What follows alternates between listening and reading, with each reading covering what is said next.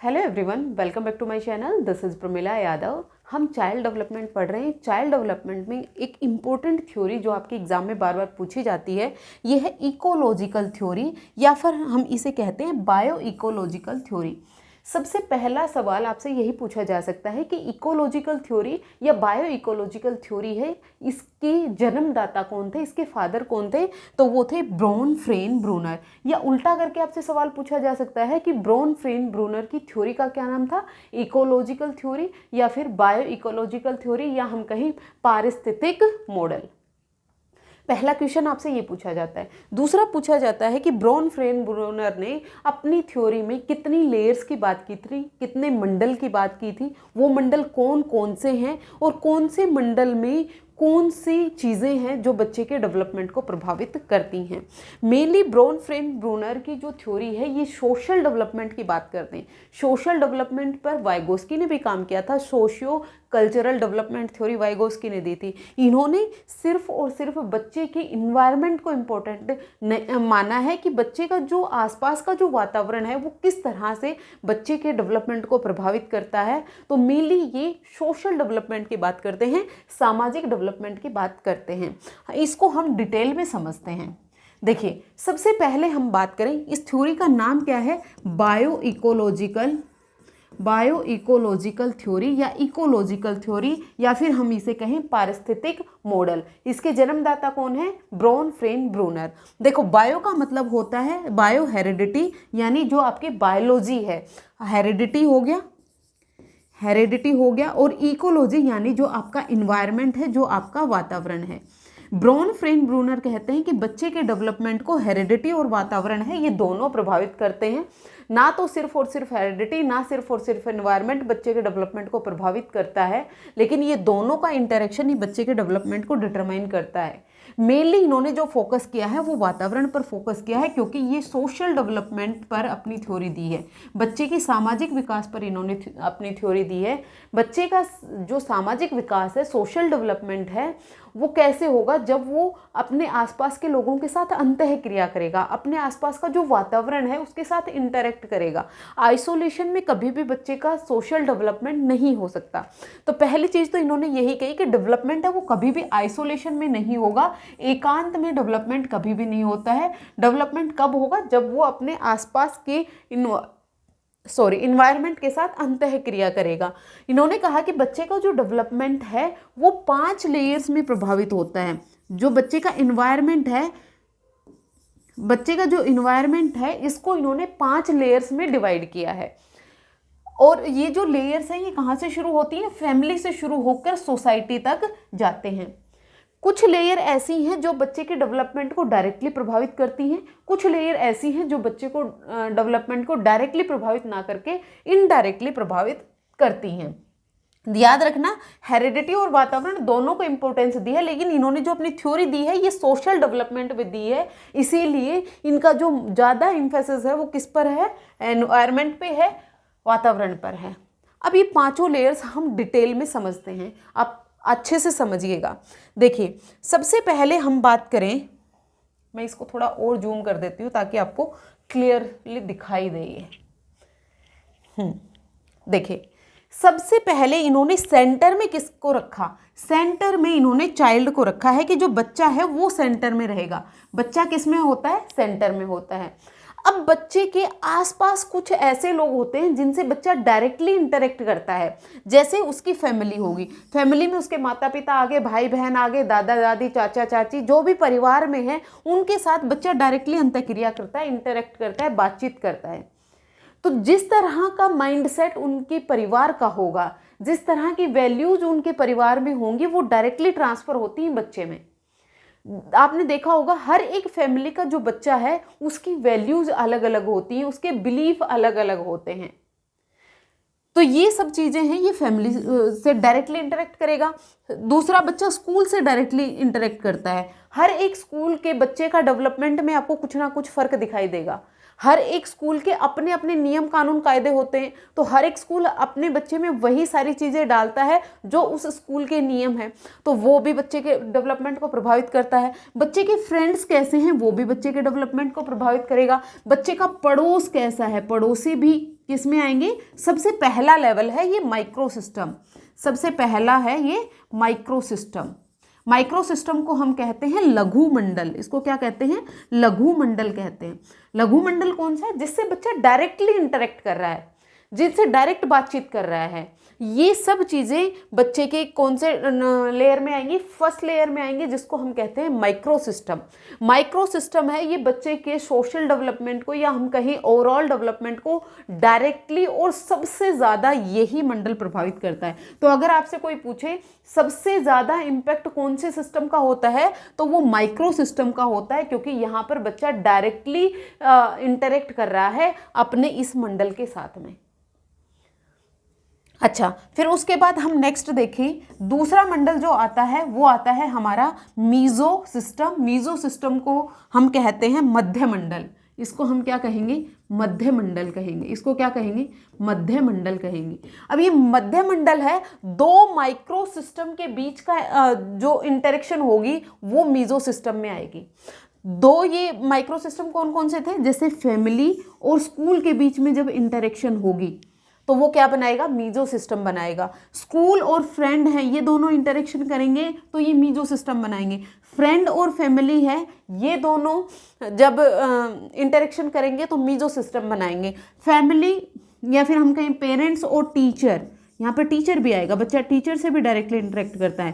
Family और teacher जब interaction करेंगे तो वो किस में आएगा? मीजो सिस्टम में आएगा। यानी जब दो माइक्रो सिस्टम के बीच में अंतःक्रिया होगी तो वो क्या बनाएगा? वो मीजो सिस्टम बनाएगा। ये आपको याद रखना है, क्योंकि डायरेक्ट क्वेश्चन पूछा जाता है। आपसे क्वेश्चन पूछ लेगा connection between two micro system, तो क्या बनाएगा? वो आपका मीजो सिस्टम बनाएगा। इसके एग्जाम्पल भी आपको पता होना चाहिए। जैसे पेरेंट टीचर मीटिंग हो गई, वो किस में आएगी? मीजो सिस्टम में आएगी। फिर उसके बाद एक्सो सिस्टम। एक्सो सिस्टम को हम कहते हैं बाह्य मंडल। इसको हम क्या कहेंगे? बाह्य मंडल कहेंगे। बाह्य मंडल से बच्चा डायरेक्टली कनेक्टेड नहीं होता, लेकिन ये इनडायरेक्टली रूप से बच्चे के डेवलपमेंट को प्रभावित करता है। हम आगे वाली स्लाइड्स में एग्जांपल से समझेंगे किस तरह से इनडायरेक्टली ये प्रभावित करेगा। जैसे पेरेंट्स का वर्क प्लेस, पेरेंट्स जहाँ पर जॉब कर रहे हैं वो स्थान बच्चे के डेवलपमेंट को प्रभावित करता है। कम्युनिटी प्रभावित करती है, और मीडिया है, ये सब किस में आती है? एक्सो सिस्टम में आएगी। एक्सो सिस्टम के बाद आता है मैक्रो सिस्टम। इसको हम कहते हैं वृहत मंडल। इसको हम कहते हैं वृहत मंडल। ये जो वृहत मंडल है ये लार्जेस्ट लेयर होती है। इसमें कल्चर आएगा, सोसाइटी आएगी और वैल्यूज आएंगी। फिर उसके बाद लास्ट आता है क्रोनो सिस्टम। क्रोनो सिस्टम ये इसको हम कहते हैं घटना मंडल। क्रोनो सिस्टम को क्या कहते हैं? घटना मंडल।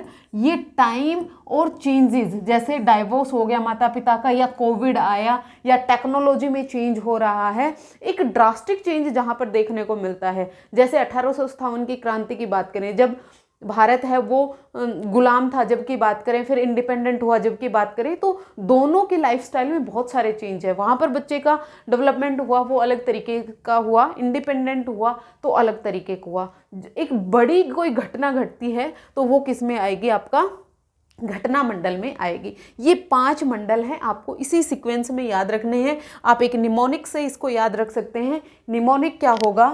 पहला आएगा my mother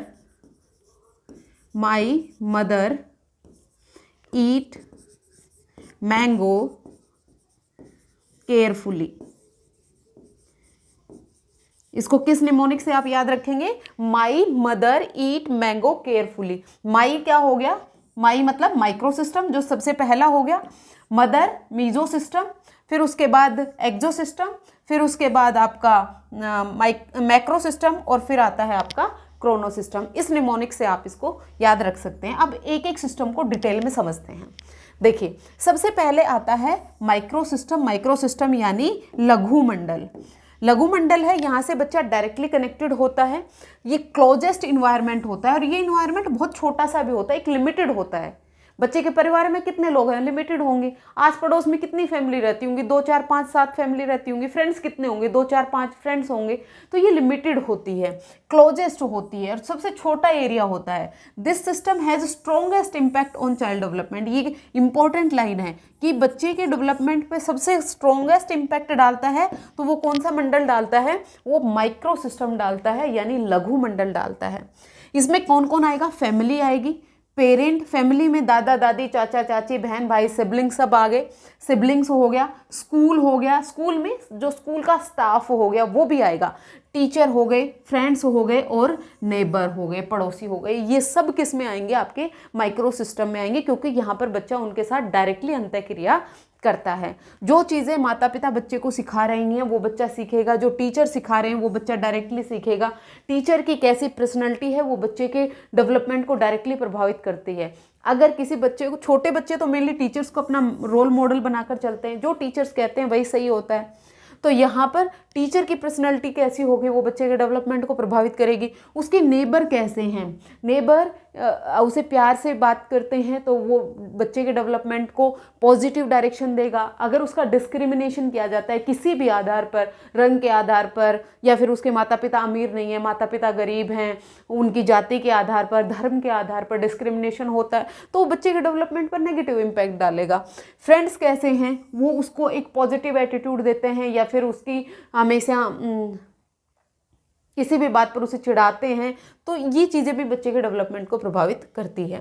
if parents are loving and supportive, अगर पेरेंट्स बच्चे को प्यार करेंगे, उसे सपोर्ट करेंगे, तो बच्चे में कॉन्फिडेंस डेवलप होता है और ये पॉजिटिव डायरेक्शन में ले जाता है बच्चे के डेवलपमेंट को। और अगर पेरेंट्स सपोर्ट नहीं करेंगे तो वो नेगेटिविटी की तरफ चला जाएगा। ये कहा गया है कि बच्चे को माता पिता के द्वारा इतना प्यार किया जाना चाहिए कि बच्चे को ये लगे कि मेरी कोई भी प्रॉब्लम है उसका सॉल्यूशन मेरे मम्मी पापा के पास है, चाहे मैं कुछ भी करके आ जाऊँ मेरे मम्मी पापा मुझे सपोर्ट करेंगे। लेकिन ये जो लव में किया जा रहा है इसमें रेस्ट्रिक्शन भी होनी चाहिए, क्योंकि अगर आप अनकंडीशनल लव बच्चे को देंगे तो बच्चा बिगड़ ही जाएगा। कंडीशनल लव पेरेंट्स को बच्चे को देना चाहिए, उसे इतना कॉन्फिडेंस होना चाहिए कि कोई भी बात हो मैं अपने माता पिता के साथ शेयर कर सकता हूँ। इफ़ टीचर इंक्रीज पार्टिसिपेशन तो चाइल्ड इम्प्रूव अकेडमिकली। बच्चे को कोई भी प्रॉब्लम है, बच्चा ट्यूशन पूछ रहा है, तो एक तो टीचर उसे डांट के बैठा दे, चुप करके बैठ जा, तुझे कुछ नहीं आता, तो बच्चा दोबारा सवाल नहीं पूछेगा। बच्चे की कोई भी प्रॉब्लम होगी तो वो शेयर ही नहीं करेगा, तो बच्चा अकेडमिकली यानी कोग्निटिव रूप से बच्चा नीचे की तरफ चला जाएगा। लेकिन अगर टीचर उसे अपॉर्चुनिटी दे रहा है, सवाल पूछने पर उसको इनक्रेज कर रहा है, तो वो बच्चे के ऊपर पॉजिटिव इफेक्ट डालेगा।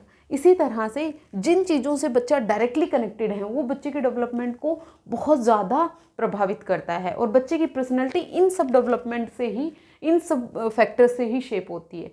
किस तरह के ये जो चीज़ें बच्चे को मिल रही हैं वो पॉजिटिव मिल रही हैं या नेगेटिव मिल रही हैं, ये बच्चे की पर्सनैलिटी को शेप करने में मदद करती हैं। देखिए, ये जो पीडीएफ अगर आपको चाहिए तो पीडीएफ आपको मेरे टेलीग्राम चैनल पर मिल जाएगी। टेलीग्राम चैनल का लिंक मैं आपको इस वीडियो के डिस्क्रिप्शन में दे दूँगी, आप वहाँ से पीडीएफ ले सकते हैं।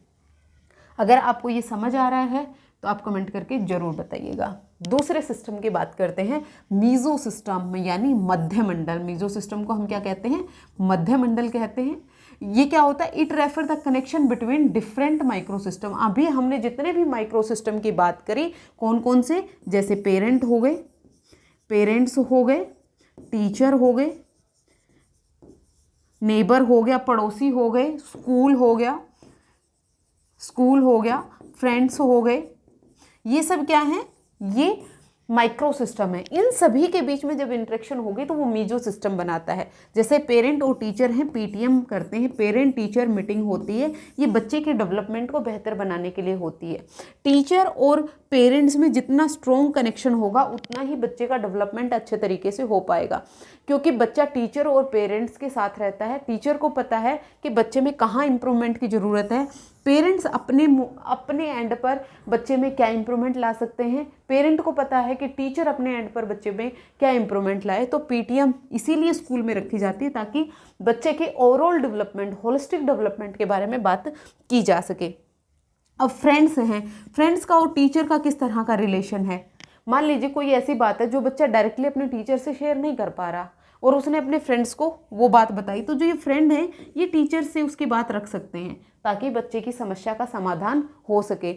इन फ्रेंड्स का पेरेंट्स के साथ किस तरह का रिलेशन है वो भी बच्चे के डेवलपमेंट को प्रभावित करेगा। यानी ये जितने भी प्रकार के माइक्रो सिस्टम हैं ये जब अंतःक्रिया करेंगे आपस में तो वो मीजो सिस्टम बनाते हैं। Relationship between parent and teacher, coordination between school and family and interaction between peer group and family, ये सब बच्चे के डेवलपमेंट को प्रभावित करते हैं और ये मीजो सिस्टम में आते हैं। नेक्स्ट आता है एक्सोसिस्टम यानी बाह्य मंडल। एक्सोसिस्टम में बच्चा डायरेक्टली इन्वॉल्व नहीं होता है। आपसे क्वेश्चन पूछा जा सकता है ऐसा कौन सा सिस्टम होता है जहाँ पर बच्चा डायरेक्टली इन्वॉल्व होता है और डायरेक्टली इन्वॉल्व नहीं होता। तो आपको याद रखना है यहाँ पर बच्चा डायरेक्टली इन्वॉल्व नहीं होता लेकिन फिर भी बच्चे के डेवलपमेंट को प्रभावित करता है। कौन कौन सी चीज़ें होती? पेरेंट्स का वर्क प्लेस, उसके माता पिता जिस जगह काम कर रहे हैं उसका एनवायरनमेंट कैसा है। मान लीजिए बच्चा का पिता है या माता है वो ऐसे जगह पर काम करते हैं जहाँ पर बहुत ज़्यादा स्ट्रेस है, बहुत ज़्यादा एंजाइटी होती है, तो पेरेंट घर पे आएगा तो वो स्ट्रेस और एंजाइटी बच्चे पर निकलती है, तो वो बच्चे को इमोशनल डेवलपमेंट को प्रभावित करता है। अब पापा हैं वो ऑफिस से गुस्से में आए हैं, अपना गुस्सा बॉस पर तो निकाल नहीं पाए, आकर बच्चे पर अपना सारा गुस्सा निकाल दिया। बच्चे को समझ ही नहीं आ रहा है कि उस पर गुस्सा क्यों किया गया, तो ये बच्चे की इमोशनल डेवलपमेंट को प्रभावित करता है। स्कूल मैनेजमेंट है, स्कूल मैनेजमेंट किस तरह से अपने स्कूल को मैनेज कर रहा है, कौन कौन सी पॉलिसी लगाई हुई है, करिकुलम किस तरह का है, उसमें बच्चे की जो नीड्स हैं उसको ध्यान में रखा जा रहा है या नहीं रखा जा रहा, प्रेयर किस टाइम हो रही है, लंच किस टाइम हो रहा है, फ्रूट ब्रेक हो रहा है या नहीं हो रहा है, बच्चा पानी पीने के लिए टॉयलेट के लिए कितने टाइम बाद जा रहा है, ये सब चीज़ें स्कूल मैनेजमेंट में आएंगी। गवर्नमेंट पॉलिसी, गवर्नमेंट किस तरह की पॉलिसी बना रहा है, जैसे हम NEP की बात करें, नेशनल एजुकेशन पॉलिसी, पहले जो नेशनल एजुकेशन पॉलिसी थी उसमें 10+2 का जो स्ट्रक्चर था, अभी स्ट्रक्चर चेंज कर दिया गया है, तो ये बच्चे के डेवलपमेंट को प्रभावित करेगा। मीडिया है, मास मीडिया आज के ज़माने में बच्चे के डेवलपमेंट को बहुत बहुत बहुत एक वाइड रूप से प्रभावित कर रहा है, क्योंकि बच्चा जन्म लेते ही डायरेक्ट फ़ोन पे आ जाता है। अब इन्फ्लुएंसर या मीडिया किस तरह की चीज़ें बच्चे को दिखा रही है, बच्चा उससे डायरेक्टली प्रभावित होता है। बच्चे को किस तरह की ऐड दिखाई जा रही हैं, अब बच्चे को हमेशा मैगी की ऐड दिखाई जाएगी तो बच्चे के दिमाग में एक बार आएगा कि मैगी अच्छी चीज़ होगी, मैं खा लेता हूँ। बच्चे को फ्रूट जूस के नाम पर जो शुगर घोल घोल के बेची जा रही है, तो ये सब चीज़ें ही बच्चे के डेवलपमेंट को प्रभावित करते हैं। तो मीडिया है ये तो बहुत ही ज़्यादा इन्फ्लुएंस करने लग गया बच्चे को। इन्फ्लुएंसर हैं वो किस तरह से इन्फ्लुएंस कर रहे हैं, नेगेटिव चीज़ को इन्फ्लुएंस करने लगते हैं, तो उस चीज़ों का बहुत प्रभाव। आजकल जो गेमिंग है, बच्चे गेम के चक्कर में बहुत पड़े हुए हैं, ये जो गेम है ये बच्चे की पर्सनैलिटी को डिस्ट्रॉय कर रही है, तो ये सब चीज़ें हैं बच्चे की डेवलपमेंट को प्रभावित करता है। फादर लॉस, अगर पिता की जॉब चली गई तो स्ट्रेस घर पे आएगा और बच्चा इमोशनल रूप से प्रभावित होगा। गवर्नमेंट चेंज होगी, एजुकेशन पॉलिसी चेंज करी तो स्कूल का करिकुलम भी चेंज होगा जो बच्चे के डेवलपमेंट को प्रभावित करेगा। फिर आता है मैक्रो सिस्टम। मैक्रो सिस्टम को हम कहते हैं वृहत मंडल, ये लार्जेस्ट आउटर लेयर होती है। इसमें क्या आता है, इसमें आएंगी culture, tradition, values, laws, economic system and social norms. हर एक सोसाइटी की, हर एक कल्चर की अपने कुछ नियम कानून कायदे होते हैं। अच्छा, हर एक कल्चर है, कल्चर की हम बात करें, हर एक कल्चर का अपना पहनावा होता है, अपनी भाषा होती है, अपने कस्टम्स होते हैं, अपनी वैल्यूज़ होती हैं। तो एक कल्चर में बच्चा जिस कल्चर में रह रहा है उसका डेवलपमेंट अलग तरीके का होगा, दूसरे कल्चर के अपने नियम, रीति रिवाज, अपनी कस्टम वैल्यू अलग है तो उसका डेवलपमेंट अलग होगा। रिलीजन की बात करें, जो मुस्लिम बच्चा है उसका डेवलपमेंट अलग तरीके से हो रहा है, एक हिंदू बच्चा है उसका डेवलपमेंट अलग तरीके से हो रहा है, एक सिख बच्चा है उसका डेवलपमेंट अलग तरीके से। तो ये जो रिलीजन है, ये जो कल्चर है, ये सोसाइटी है, सबके अपने अपने कुछ नियम हैं, कुछ कानून कायदे हैं, कुछ बिलीफ हैं, कुछ वैल्यूज़ हैं, कस्टम्स हैं जो बच्चों को सिखाई जाती हैं, वो बच्चे के डेवलपमेंट को इनडायरेक्ट रूप से प्रभावित करती है।